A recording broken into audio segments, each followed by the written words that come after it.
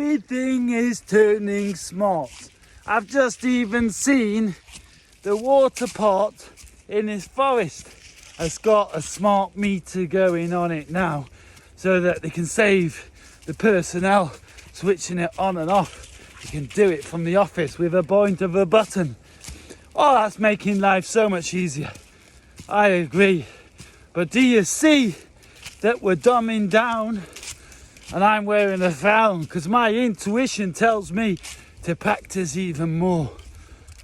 Woo, because here on the forest floor is where life really happens. Not in the computers, not on your phone. All right, if we didn't have a phone, I'll be talking all alone. Now I'm talking with you, and you need to practice. Practice thinking, practice feeling, practicing your intuition. Because if you listen to your intuition, you're listening to the universe. And yes, it's something we should rehearse every day, is what I'm trying to say.